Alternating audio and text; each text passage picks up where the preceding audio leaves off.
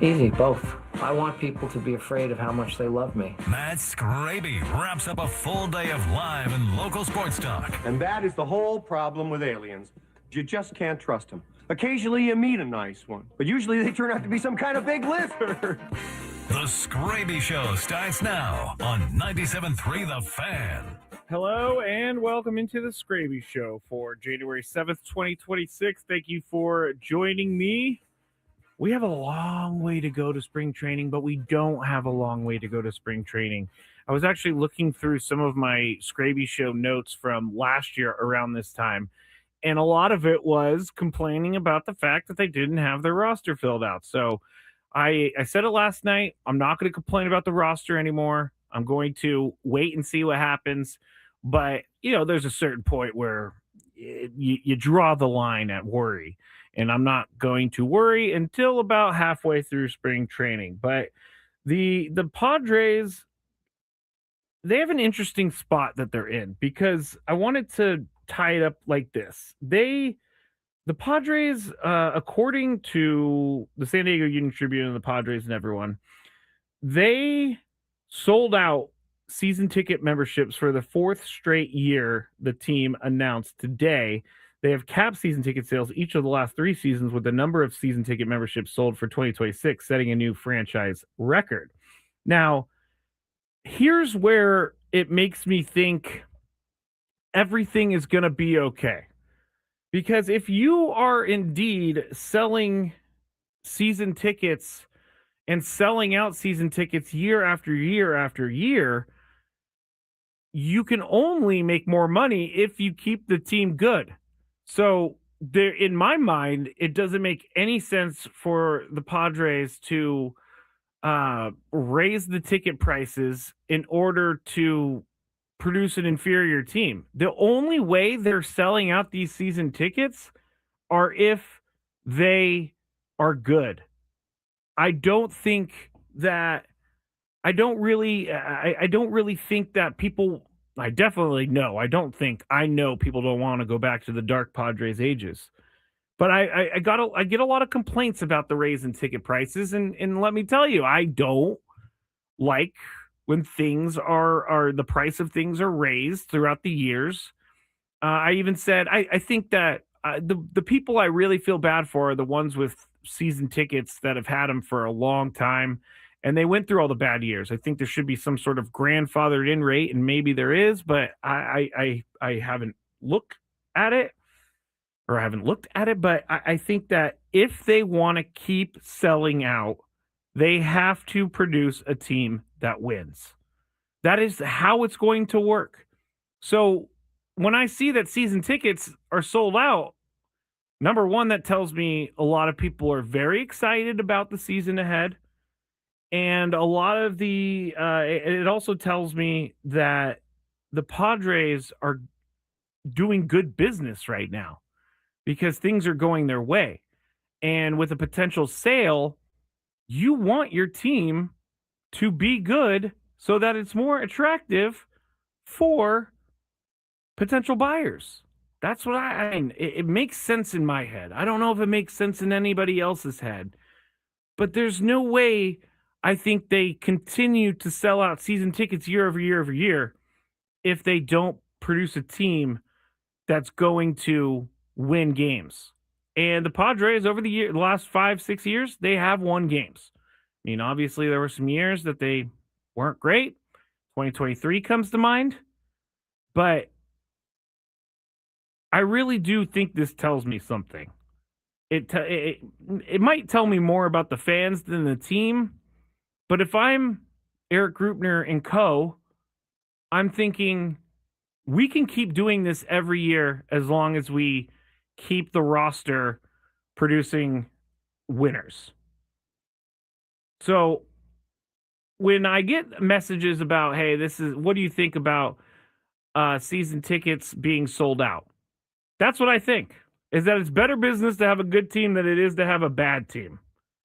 So if you want to keep selling out tickets, you're going to have to put your best foot forward. And that's why I'm not too worried. I'm not too worried. They can continue to build on this team. Rick says, got to give AJ his due respect. He'll figure out the rotation. Callie says, why wouldn't they sell out season tickets? Look where we live. Look where we play. I understand it. But I still don't think if this team was a 72 and, was it 72 and 90? If it's 72 and 90, I don't think they're selling those season tickets out. Yes, it's a nice place to watch baseball, but ultimately all we really care about here in San Diego is winning when it comes to the Padres. That's all we care about. So I'm not angry about the season ticket price increase because I know that's how this works. I do feel bad for the people who have been going to games for a long time and have sat through all those bad years, because here's where everybody who's listened for a little bit knows that I don't like big business, and I don't like when decisions are made just to make money. But it could be a situation like this where the team completely turns their back on their fan base, which the Padres have not done that at all. But when my grandpa, he had season tickets for the 49ers, which is why I'm such a big fan, for the 49ers since the 80s until they moved to their new stadium. And they were pretty good seats. They're in the corner of an end zone with a view, so you could see the entire field. They were really good seats. He had those tickets for over 20 years.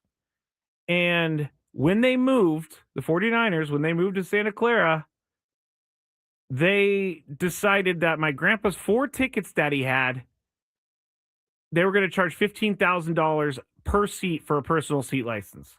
So he was going to have to pay $60,000 just for the right to buy tickets. That's where I think things go wrong. When you are completely shutting people out like that. Like, that is ridiculous. I do think that sports teams have to treat their fans that have been there a long time a little bit better. But to just kind of, this is where I don't like everything, is when you turn your back on the people who helped you get there.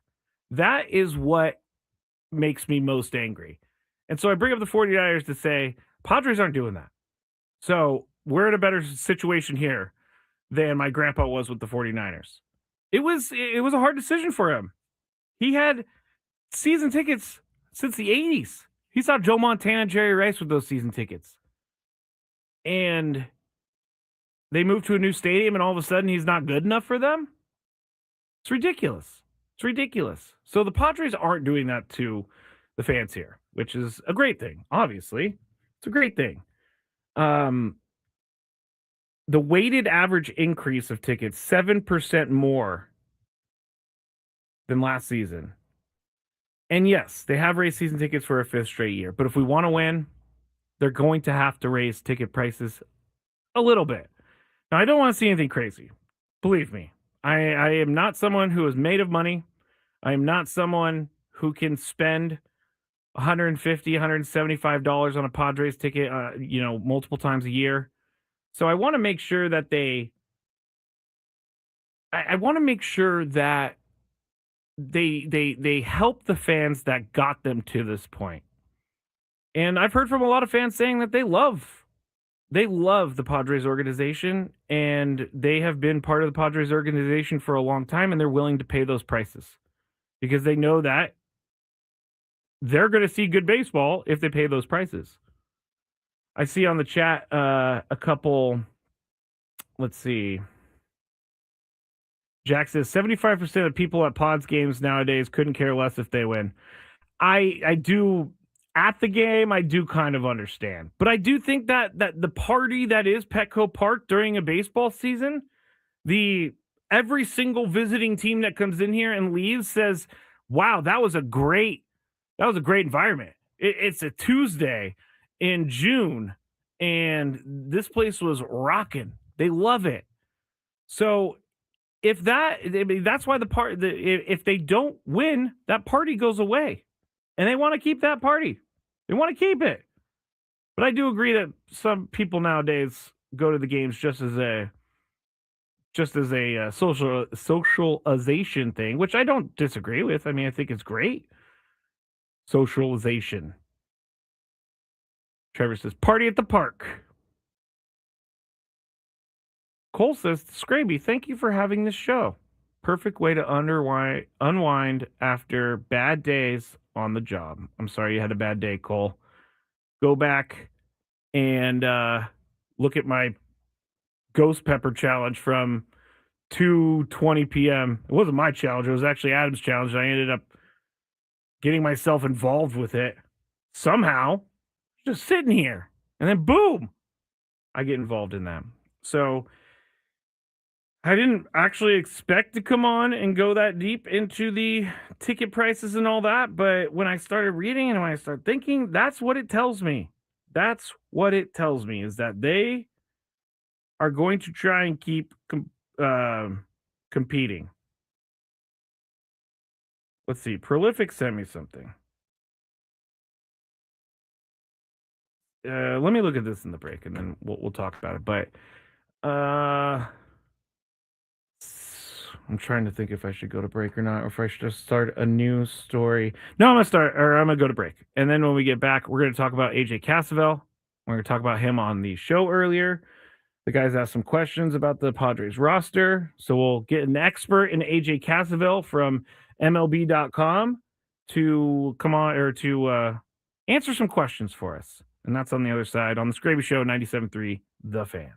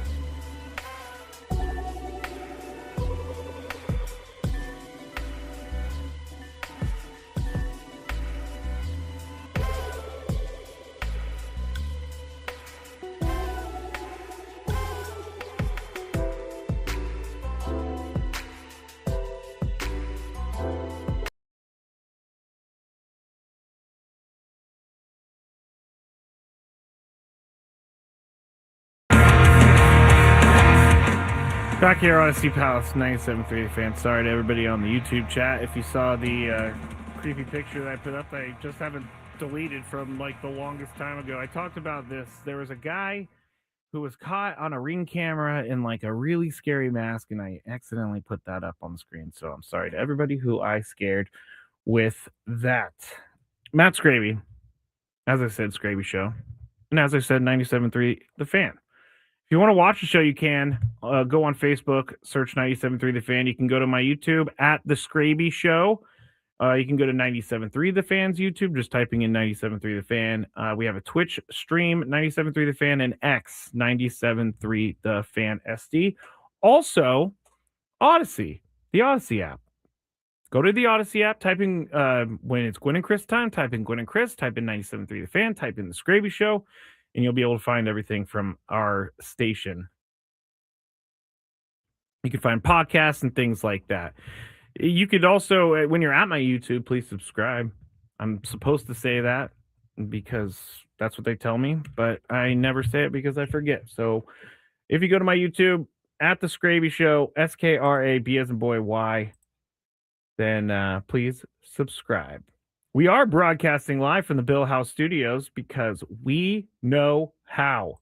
All right, AJ Cassavell. Actually, I wanted to bring this up real quick, and then we'll get to AJ Cassavell because I have 3 clips for you from AJ Cassavell. Here is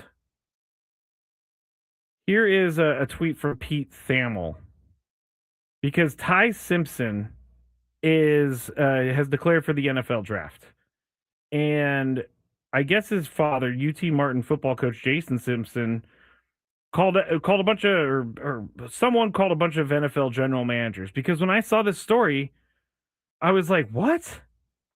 Why would he declare for the draft? Like, I don't see him being an NFL quarterback with what I watched this year. I mean, at certain points he was pretty good, but in the biggest games, I don't think he played that well. Well, they said that every general manager that they contacted gave him a first round grade. So he's going in the first round according to NFL general managers. Nobody said second round. Tell this to Shedeur Sanders because that is what happened. He sat around forever. I mean, this could be, it could be good for him, I guess. It's a weak quarterback draft, so I can understand why you might want to take advantage of that because teams might draft you higher because they need a quarterback, but I don't quite get that one. I don't quite get it. I would stay a little bit longer in school. Look at Arch Manning. Arch Manning made the right choice. He's going back to school for another year of college football. I'm weird today. All right, AJ Cassavell, MLB.com. He wrote an article. You can go to Padres.com and see it. It's about what is left to be done for AJ Preller. But let's start with this. AJ Preller does not have a new contract or a contract extension yet. This is something we have been following here on the station. This is something all Padres fans have been following. But Tony asked AJ Cassavell, when he thinks we should get a little nervous about AJ not having an extension. I still think that this becomes a story, like a real storyline worth monitoring once we get to the season. Okay. If AJ Preller is not extended by the time the season starts, then it's officially a lame duck season for him, and it's season or spring training. Are we defining it? I think the season, because this is also the type of thing that I think you'll see sometimes happen just before the season. I don't know the specifics of, like, when we've talked to AJ about it, which we did after the Michael King contract, he kind of downplayed it and said he's busy, he's doing his own job, doing his own things, and he doesn't seem too worried about it. And obviously, ownership put out their statement to the Union Tribune last month saying they expect it to get done. Spring training is kind of right down the road. I think 5 weeks away from yesterday's when pitchers and catchers will report. But I think when we get to the season, or maybe breaking camp in Peoria, that's when it becomes like, uh-oh, what's happening here? But until then, I still think there's time for this thing to get done. And it's not, I'm not calling it a lame duck year yet, because it's not, we haven't gotten to that part of the calendar. AJ, looking at it with the glass half full right there. And he's probably right. I mean, AJ Preller is not going to be, doing his job any worse because he doesn't have a contract extension. That's just not what's going to happen. But I guess I can wait until the season to see. And really, does a lame duck year for AJ Preller, like, what does that do? Like, if they don't have a contract in place by the beginning of the season, then how does he go forward running the team? Because is he going to make a bunch of trades because this is his last hurrah and he's going all in and then gutting the team? Or does he take a different approach? I do think that's important. I do think in terms of the future of the roster, and I'm not talking about this year, I'm talking about, 5 years from now, for 3, 4, or 5 years from now. How are they going to, how is AJ going to handle that? Because obviously no GM knows when they're going to get fired. And I'm not saying AJ is going to get fired, but no GM knows when their job is going to be up. So they run the team like they are going to be with the team for a long time. And AJ Preller is going to do the same thing. But does it change it a little bit if we get to the season and he doesn't have a contract? I don't think so because of who AJ Preller is, but it's interesting to think about a little bit. Like, does he make moves because he doesn't think he's going to be back? And I'm saying he's going to make good moves, but does he make moves with the future in mind? Those are some of the things that we're going to have to wait and see what happens before we get all up in arms over everything. Jack says, I can't GM on a 1-year contract. Sure you can. It's not my favorite thing in the world, but if anyone is going to be able to pull it off, it's AJ Preller. I believe that. Now, AJ Cassavell was also asked, and yesterday there was a question on the chat of who would you take free agent-wise between a bat and an arm if you could choose one of each. Well, Tony asked AJ Cassavell, if you could choose one, a bat or an arm to bring in through free agency, which would you choose? So they're going to add both, but if they're going to splurge on one, if they're going to pay for one, if they're going to go out, I think I would say offense. Yeah. Just because, they have a track record of being able to find pitchers and making them into guys who work at the back of the rotation. Yeah. They did it last year. Randy Vasquez was, I think, outstanding. I think they can find a guy like that and just slot him in and maximize him with what they get from Ruben Niebla, with what they get from their pitching group, with what they get from the ballpark effects. I think if they're gonna kind of spend, whether it's in free agency or whether it's trade capital in a deal, it would be for that one bat. Yeah. But again, I think there are resources enough to kind of spread it around, and they need both things. They're going to get both things. The question is, how much of what you have do you allocate to each one? And I'm with you. I think it's imperative that they get a bat, and probably a bat that has some power. There you go. A bat. Because I do think that they have, good enough pitching. Not starting pitching. They still need that fifth starter, but their bullpen's good. Their bullpen's set for the most part. The rotation, the first four are pretty much set for the most part.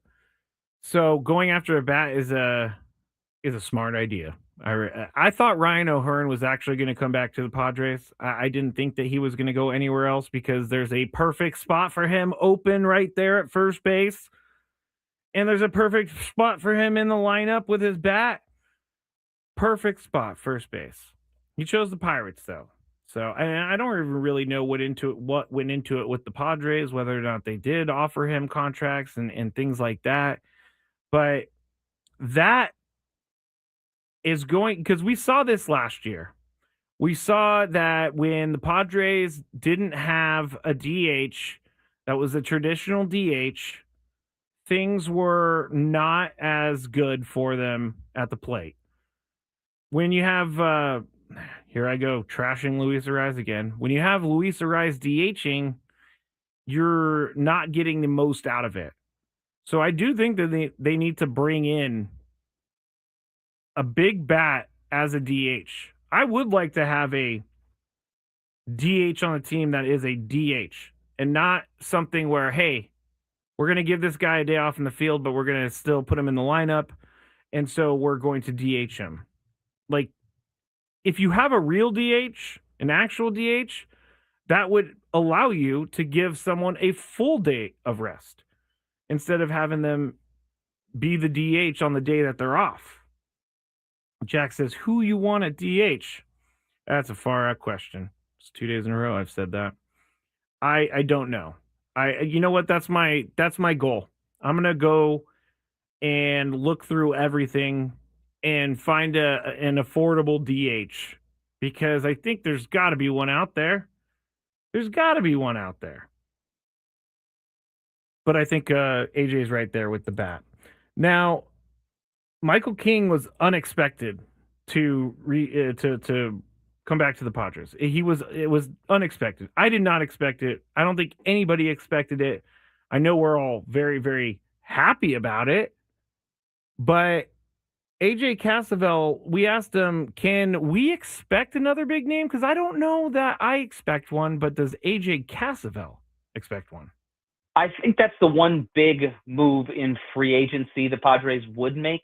That doesn't mean they can't get another big name player. I know, like the AJ Preller in the past, like look at the past few, I guess spring trainings or off seasons, like just before the season starts, he's gone out and gotten a starting pitcher. He got Dylan Cease, he got Nick Pivetta, he got Sean Manaea, like one after the other late in the spring. And I think two of those were via trade. And so there's still probably some wherewithal to get a bigger name via trade. Granted, the Padres system is a little bit more depleted than it has been in the past. But in terms of splurging in free agency on some of these bigger name guys, I think that seems unlikely. And it also, I don't know if it's necessarily what they need. I mean, their offense is relatively complete minus a first baseman, and the rotation, while like you absolutely would add a number one or number two starter if you could, I think if they add a couple more guys toward the back end, they can feel pretty comfortable with what they've got.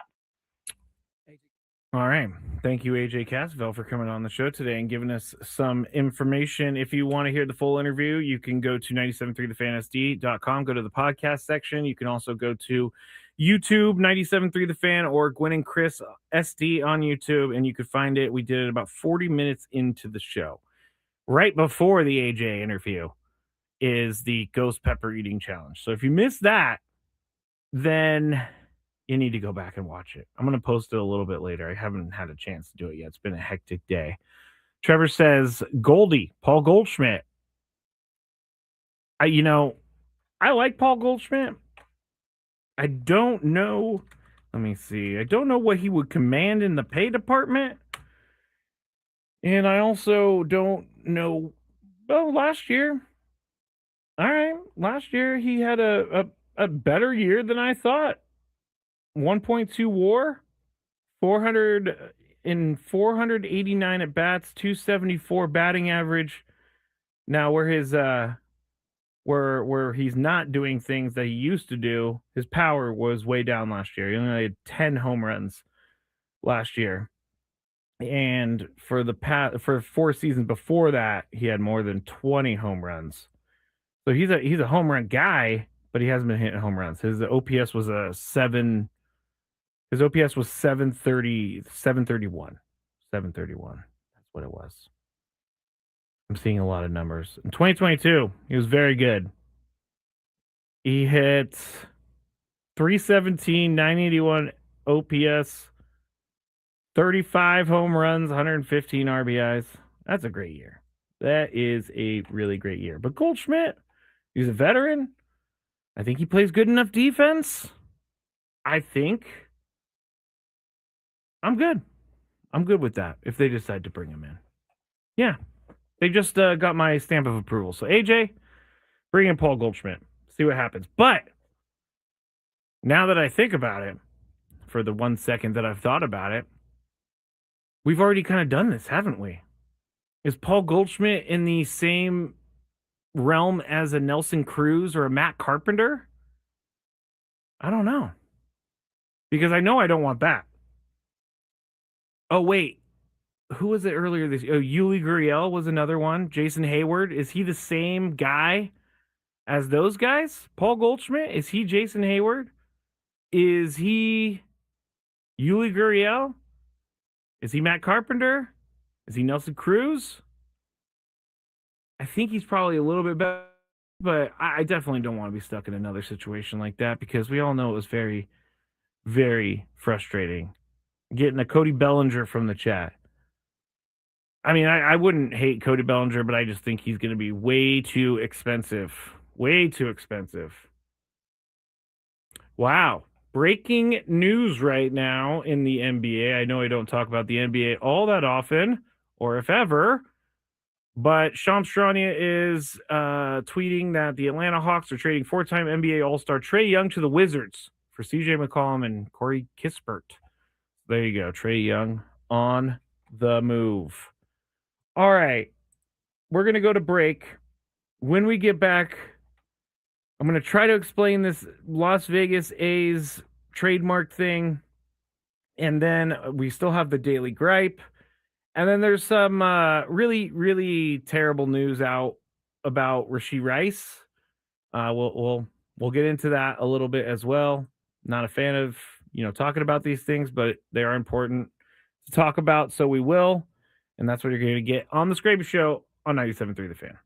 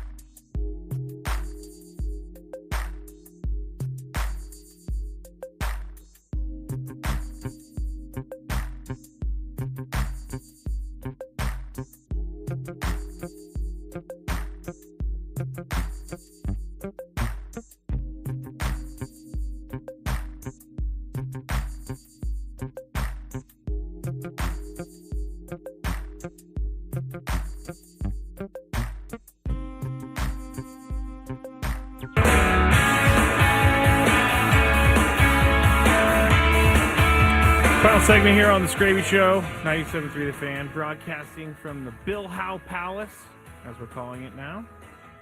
And you can follow me at The Skraby Show on YouTube, at Matt Skraby on Twitter and Instagram. Gwen and Chris also has an Instagram now. We put up shorts and stuff like that, some behind-the-scenes stuff. So that is Gwen and Chris. Now, we have this terrible Rashee Rice story that we'll talk about. But I said I would talk about this yesterday, and of course I pulled one of my normal things, and I forgot to talk about it, and I realized it on the way home, and I was like, you know what? You really need to start being better about that. So that's why I call myself out here in front of all of you. So I try to be better about that. But the A's are trying to trademark Las Vegas Athletics and Vegas Athletics. On December 29th, the U.S. Patent and Trademark Office issued a second refusal of trademark applications to register Las Vegas Athletics and Vegas Athletics. Now, experts aren't saying that this is going to fully lock them out of this, but here's why they were declined. Trademark attorney Josh Gerben explained. I'm really trying to explain this as the easiest way possible. It determined the U.S. Patent and Trademark Office determined that Las Vegas Athletics is primarily a geographically descriptive term, meaning the name combines a well-known place name with a generic sports term. Granting exclusive rights to the phrase could prevent other legitimate athletic organizations in Las Vegas from using common language to describe their activities. So here's the example that they're saying. The USPTO is basically saying if we give the team unfettered rights, then any youth or amateur athletics association in Las Vegas could suddenly be in violation of the trademark. Now, because the name is athletics, you could go to like a Las Vegas website and like a local Las Vegas sporting goods store, and you could type in Las Vegas Athletics into Google, and a search term comes back for the sporting goods store, and now on their website it says Las Vegas Athletics. That could make them in that's why the term athletics is too general, because so many uses, you can use it for so many different things. And I guess MLB is the one who hires this trademark thing, but this whole move to Vegas has been a disaster and a mess and a lot of nightmare or headaches for pretty much the entire time, because then we didn't even know if they were going to get there. I remember they did this whole cute little shovel thing, a ceremonial shovel, but in the end, they're going to say because they're not located in Las Vegas at the moment. In the end, once they move there, I bet you everything clears up. Because there's no such thing as a Las Vegas Athletics right now. So you can't trademark something that's not really right. Well, I guess you could. But the USPTO, Patent and Trademark Office, is saying, no, we don't want this to happen. I guess they could appeal to the Supreme Court, but I really do think we have better stuff to spend our time on than the athletics trademark, the Las Vegas Athletics trademark. All right. Still have the Daily Gripe. This Rashee Rice story is new. It came out at 5:30 today. And the Chiefs have released a statement saying the club is aware of the allegations on social media, is in communication with the National Football League. We have no further comment at this time. So the allegations come from Dakota Jones, who has 2 children with Rice, and said in an Instagram post on Wednesday that she had broken up with him 2 months ago. Among other things, she accuses him of putting hands on her, locking her outdoors in 10-degree weather, multiple instances of cheating, cutting up her shoes and clothes, and abandoning the family in Kansas while leaving for his native Texas. She also, from her post, she also posted pictures of injuries, bruises on her face, legs, shoulders, chest, damaged property around the home. She also, she implied, I guess, there's a legal agreement with Rice because of everything he puts her through, quote. But from her post, she said, I've known this man for years. He tries to put on this persona like he's dad of the year. He does the bare minimum, and I have to beg for that. I protected his image too long, and I'm done doing that. It's time to protect my peace, protect my children, and stand up for myself. Now, of course, this is not proven, and this is all just allegations. So I'm not going to say if he's guilty or not. I do think this is a problem for him because he has already been in trouble. If you remember, he was suspended for the first 6 games of this season because of a hit and run incident in April of 2024. He was in a Lamborghini in Dallas, and he was racing his friend in a Corvette, and 2 cars caused a major collision, and Rashee Rice and his friends ended up leaving the scene of the accident. Rice eventually agreed to plead guilty to 2 felony charges and was sentenced to 5 years of probation and 30 days in jail. Here's my question. And I'm not going to say this is a Chiefs problem, although the Chiefs have found themselves in problem. Tyreek Hill, Kareem Hunt, now Rashee Rice. I mean, those are 3 names that you easily recognize as a problem or guys who have had issues in the past. Here's my thing, though. Why is the NFL not doing enough of a background check? These teams will turn over every single stone. Every single stone. But they look the other way. Like, I would think that they will go talk to, I know that they do this. They send investigators, teams and send investigators to go talk to friends, family members, people that know the person that they're thinking about drafting, and they get a kind of a feel for who that person is. I cannot think that when the Chiefs were doing this, they didn't uncover some of this, because if it's been going on for years, he's only been in the league. How long has he been in the league? He's been in the league. I'm going to click this real quick. Let's see. Gosh dang it. I can't even get his stats. Oh, there it is. He's been in the league for 3 seasons. First year was 2023. So they have done this stuff. Or they had time to investigate this stuff. And, throughout this entire process of him going through the court hearings and things like that for the hit and run, Chiefs players stood by him, and it angered someone who was in the accident, who they hit.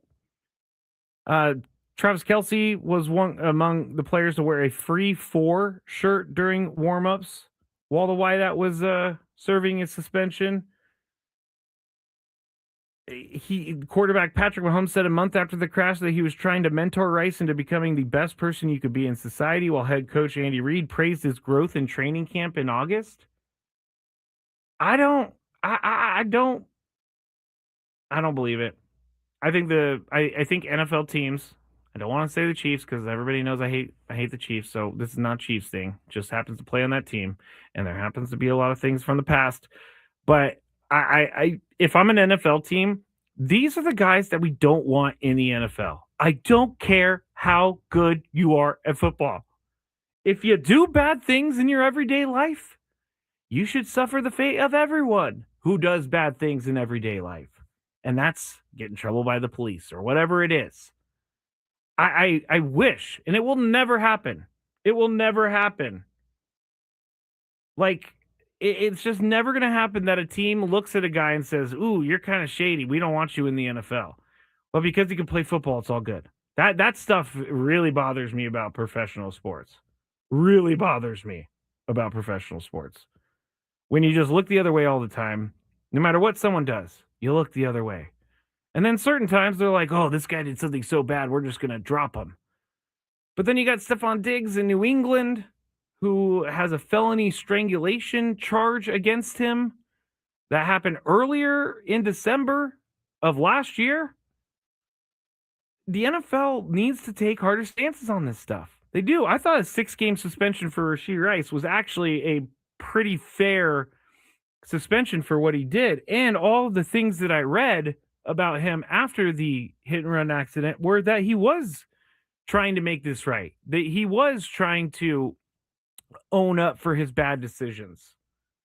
But I was also reading earlier today that a lawyer is saying that Rashee Rice has never paid the 1 point something million dollars that he owes them for the crash. I know that he's a good football player. I know that he will help a team win a Super Bowl. I don't care. I do not care. I do not need these guys I do not need these guys making millions of dollars and just being a bad contributor to society. This is not about Rashee Rice solely. This is about the entire NFL. But it doesn't seem to happen more and more because this stuff has happened, but it doesn't seem like the NFL is learning from their mistakes. Now, do I think that people should get second chances? As a recovering alcoholic, yes. I believe people should get second chances. Rashee Rice got a second chance after his hit and run, suspended 6 games. He got his second chance. So where do you go from here if you're the Chiefs? Now, if they investigate and this is all a big lie, then I will sit here and I will apologize to Rashee Rice for falling for the trap. But really, I don't think these things get made up as often as maybe certain people would like us to believe. Yeah, Henry Ruggs. Don't even get me started on Henry Ruggs. Henry Ruggs, Raiders wide receiver, a few years ago, was going like 150 on a Las Vegas side street. He was drunk. He killed a girl and her dog. And they're thinking about Nevada is thinking about letting him out at some point, and he's thinking about an NFL career. I don't know. I feel like I'm sorry. I know I'm getting really serious right now, but I feel like if you take someone's life, you should not be able to play in the NFL again. That's just my thoughts. But anyway, I would like for the NFL to do something about this. I would like for the NFL to start putting their foot down. I would like the NFL to start, being a good role model for society, but it's just not happening. What's annoying Skraby today? Let's find out. It's time for the Daily Gripe.